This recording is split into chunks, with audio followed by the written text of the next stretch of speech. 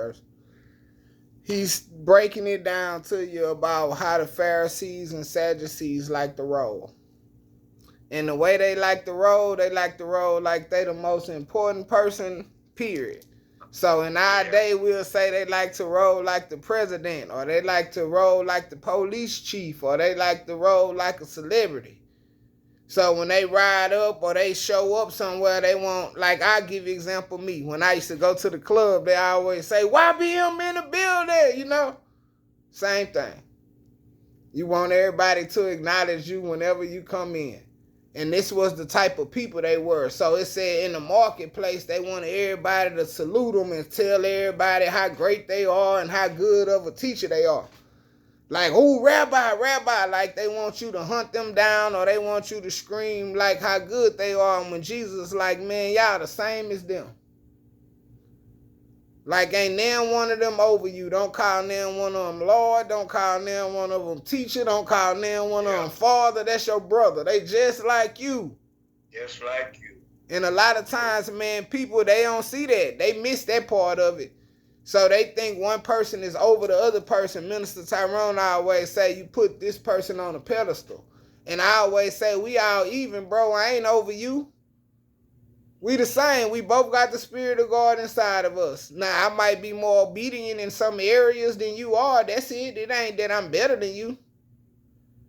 But the Pharisees and Sadducees felt like they was better than the people. So they going to always talk down on you. They going to always have something negative to say about you.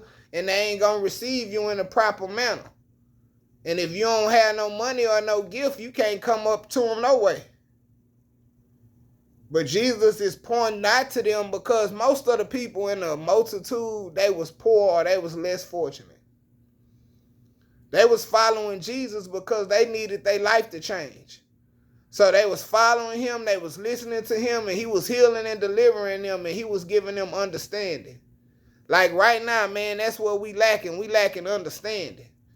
So that's like my prayer tonight. Lord, bless everybody with understanding.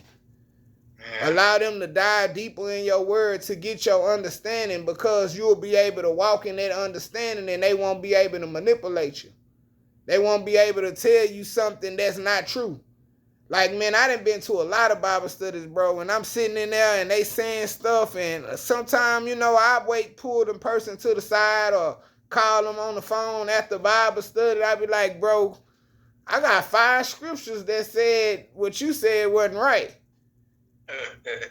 But I ain't embarrass them in front of nobody. You got me? I ain't holler at them and disrespect them, but like the statement wasn't what you was trying to say, I guess. You got me? But you run into these things, and the Pharisees and Sadducees, they'll keep on trying to be over you and telling you like everything that's coming out of their mouth is right, and they don't have the heart of God. See, it come back to having the heart of God. If you got the heart of God, if you got love in your heart, then God will start informing you. He'll start giving you understanding. So you won't have to be behind somebody that don't have no love talking about they represent God. Jesus saying basically like, don't follow behind them. They're going to have you going down the wrong street. They're going to have you crash out.